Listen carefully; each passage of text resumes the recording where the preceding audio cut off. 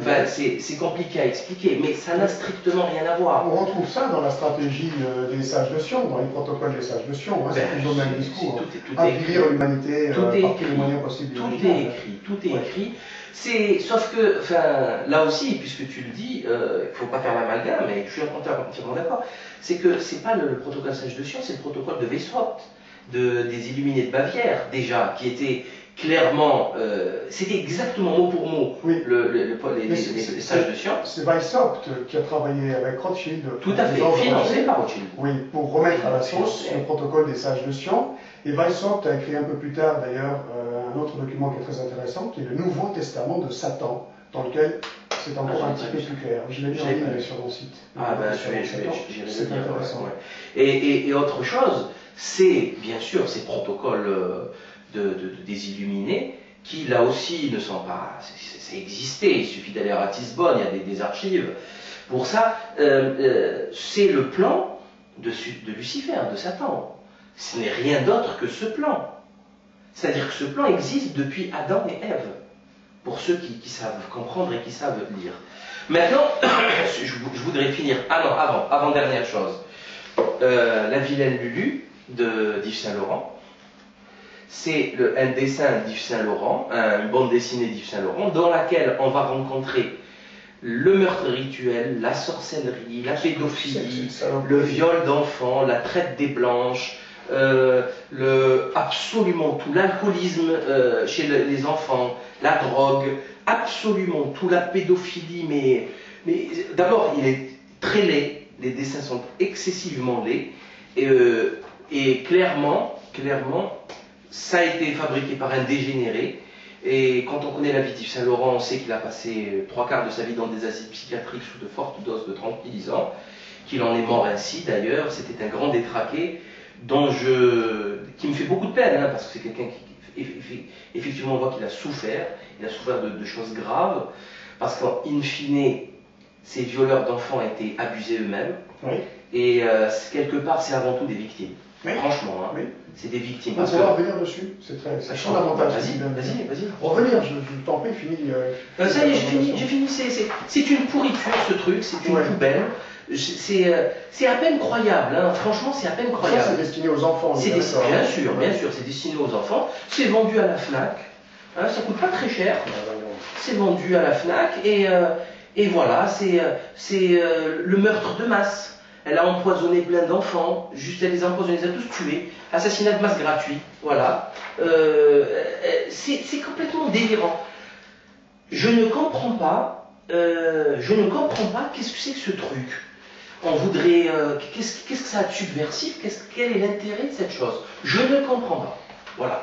D'ailleurs, je ne veux pas comprendre des pourritures comme ça, ça jette à la poubelle. D'ailleurs, franchement, on devrait attaquer en justice, porter plainte pour ça. Oui. Mais sérieusement. Oui. Clairement. Bon, pourquoi pas? Pourquoi pas, au moins ça fera peut-être un petit peu de bruit. Et je vous garantis que vous attaquez ça en justice, Yves Saint-Laurent, pas Yves Saint-Laurent, c'est retiré, hein. C'est retiré parce que c'est quand même choquant ce que c'est. Ça fera peut-être un peu scandale, hein. Même avec l'imposture judiciaire, on peut peut-être quand même faire un petit peu d'animation et mettre le projecteur sur ce genre de... Exactement. Vas-y, je t'en prie, qu'est-ce que tu as... Oui, tu as relevé quelque chose qui est très très intéressant en parlant des victimes, pardon, des bourreaux qui étaient victimes avant. Effectivement, ça fait quelques années que moi aussi je travaille sur la pédocriminalité, que j'essaye d'aider des mamans, je vois beaucoup de dossiers. Il y a, outre les procédures systémiques de terrorisme d'État qui sont mises en œuvre contre les mamans, parfois c'est contre un père qui essaie de protéger son enfant, qui fait des déclarations, mais majoritairement des mamans, eh bien on retrouve un taré, un géniteur, qui, si on fait une petite enquête sur lui, a une emprise totale de ses propres parents et a eu un vécu, une enfance très particulière. Donc moi j'ai quelques cas très intéressants en ce moment sous le coude encore, où il apparaît très clairement, à peu près comme dans l'affaire Vincent, je pense que le fameux Tanière était un enfant violé, avant de violer lui-même son propre enfant. C'est mon intime conviction. Et ça nous fait penser à quelque chose que tu dois certainement très bien connaître, parce que j'ai vu la dernière fiche que tu as sortie. Voilà. C'est le projet LK Ultra Mind Control. LK Mind Control. Moi, ce que j'en sais, tu pourras Contrôle des corriger. esprits. Voilà. Non, moi sincèrement, pour moi, c'est l'œil du cyclone là. On tape, là, on met le boss là sur le mécanisme, sur le système, comment il fonctionne. Là encore une fois, je rappelle qu'il n'est pas question de savoir si c'est vrai ou pas. MK Ultra existe, c'est dans les archives de la CIA, Ouais. c'est concret, c'est un système, c'est une science qui a été étudiée en premier, nous dit-on, par Mengele, Joseph Mengele, le psychopathe nazi, qui a été récupéré par l'opération Paperclip aux États-Unis, qui a travaillé là-bas sous différents noms, dans Schwartz, etc., qui est mort tranquillement dans son lit de vieillesse, et qui n'a jamais été inquiété, hein, quels que soient les grands scandales, les chasseurs de nazis, tout ça c'est du pipeau. Ça c'est du pipeau parce qu'il aurait fallu d'abord ramener Mengele. Bref, il a été protégé par le gouvernement des États-Unis. Donc, mais en fait, c'est pas Mengele qui a commencé ça. Il a perfectionné un petit peu, il a modernisé ça, mais ça existe depuis des millénaires. Depuis des millénaires. Et j'ai étudié MK Ultra, beaucoup étudié MK Ultra. Moi, mon résumé, c'est très simple. C'est contrôle de l'esprit total. Oui. Par la création de chocs extrêmement violents qui fabriquent des murs amnésiques, qui font des dichotomies de personnalité, des multiples personnalités. Ce travail est aidé avec des grosses quantités de drogue, de l'hypnose suggestion et de la sorcellerie, oui, par des possessions démoniaques. Oui. Donc là, encore une fois, vous y croyez pas, là je vous explique ce qui se passe. Là, on discute, ça mange pas de pain. Donc, et qu'est-ce qu'on fait? Ça existe aussi, on connaît ça dans l'industrie hollywoodienne, c'est le Manchurian Candidate, un film que vous devriez voir, c'est la fabrication ainsi du meurtrier du soldat parfait, qui n'a absolument aucune limite et qui obéit aux ordres, quels qu'ils soient. Ça, c'est vraiment le soldat. Ce qui est un peu plus embêtant, c'est que tu parles du soldat parfait, mais il semblerait que ce soit le procédé surtout qui fabrique l'élite de demain, au fur et à mesure. Complètement. C'est-à-dire que très probablement tous les dirigeants que nous voyons très propres sur eux, encravatés sur les plateaux de télé ou dans la manifestation, sont des Dr Jekyll et Mr Hyde, qui, à certains moments des mots-clés ou des situations clés, laissent le costard-cravate au vestiaire et endossent la toge de mage de leur rituel de détraqués mentaux pour faire toutes les abominations dont nous parlons et qui seraient des légendes urbaines encore pour certaines personnes. De toute façon, moi j'ai lu beaucoup de témoignages, j'ai vu beaucoup de vidéos. C'est des gens qui ont fait des livres, qui ont créé des bouquins, qui ont fait des conférences sur tout le territoire américain. C'est fou ce que je raconte, hein. Notamment des livres de Fritz Springmeier, les vidéos interviews de Cisco Wheeler, de comment elle s'appelle l'autre, la prostituée présidentielle de Reagan, Brice Taylor, je crois, qui nous explique beaucoup de choses. Donc, et c'est à ce moment-là que j'ai compris que ce système-là, je vais te donner une réflexion que j'ai eue. Je me suis dit, la première réflexion que j'ai eue quand j'ai commencé à comprendre ça, c'est les films pornographiques. Je me suis toujours dit que comment peuvent-ils tourner, comment n'importe qui, hein, un garçon, une fille, peut tourner un film pornographique sachant que ses parents vont voir, ses frères et sœurs, ses amis, ses oncles, ses tantes. C'est impossible. C'est impossible, puisque vous verrez n'importe quel, même un chat est pudique. Un enfant est pudique. Oui. Un enfant, à partir de quelques années, il va se cacher le truc. Il va se cacher pour s'habiller, etc., parce qu'il est pudique. Donc, de par sa nature, l'ordre des choses, l'ordre cosmique divin, il est pudique. Donc, s'il devient impudique, c'est qu'on l'a formé à le devenir. Absolument. Autrement, c'est pas possible. Oui. C'est impossible, même avec une banalisation de la pornographie. Oui. Même avec la banalisation d'aujourd'hui, il y en a qui veulent être stars de pornographie sans pour autant avoir subi le mind control. Ouais. Mais là, c'est autre chose, c'est la dégénérescence. Mais même avec cette banalisation, 99% des filles ou des garçons n'iront jamais tourner. C'est inconcevable. Ça augmente peut-être un petit peu quand même, mais il faut revenir sur le mind control parce que maintenant il y a la banalisation à outrance. Tout à fait. Il y a la rupture avec le noyau familial. Le lien familial. Et puis, surtout, il n'y a pas du fric, il n'y a pas du gain. Oui.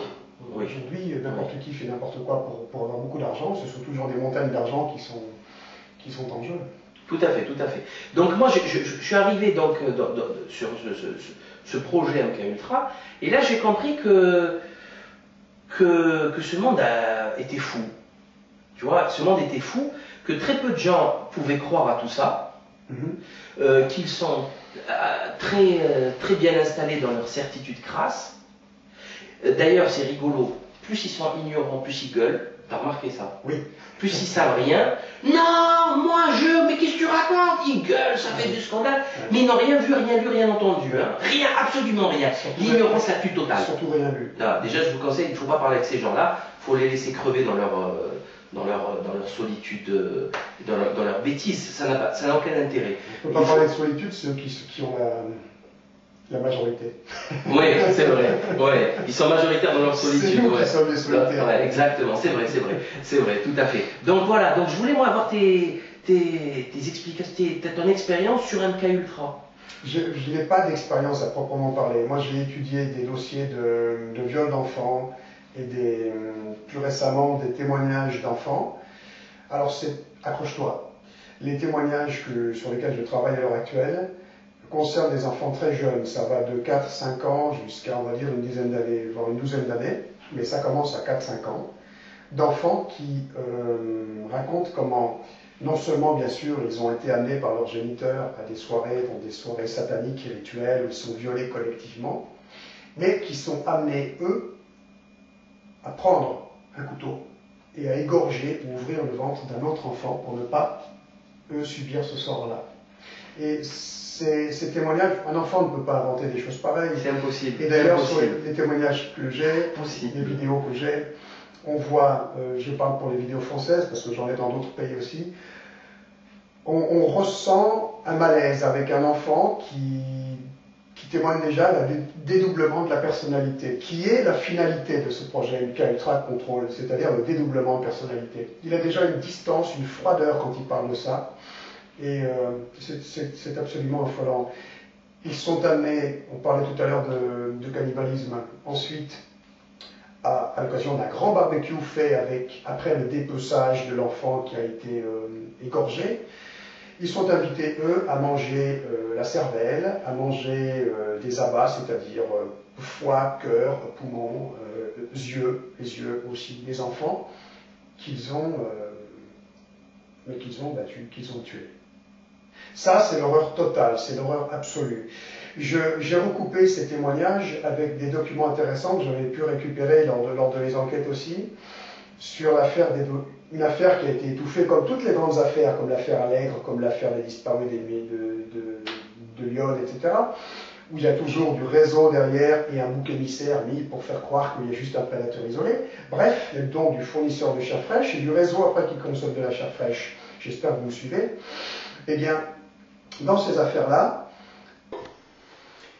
et donc cette affaire qui est une affaire d'archives que j'ai recoupée avec les témoignages beaucoup plus récents que j'ai, c'est l'affaire du trou.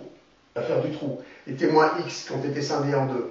À ne pas confondre, je parle aux gens, avec Outreau, ça n'a rien à voir. Absolument. Dutroux, c'est la Belgique. Voilà. Marc Dutroux. Marc Dutroux, qui était le prédateur isolé, entre guillemets, d'accord, qui faisait bouc émissaire, pour protéger tout l'immense réseau belge qui implique en premier lieu les deux rois belges qui se sont succédés. Il faut le savoir. Exactement.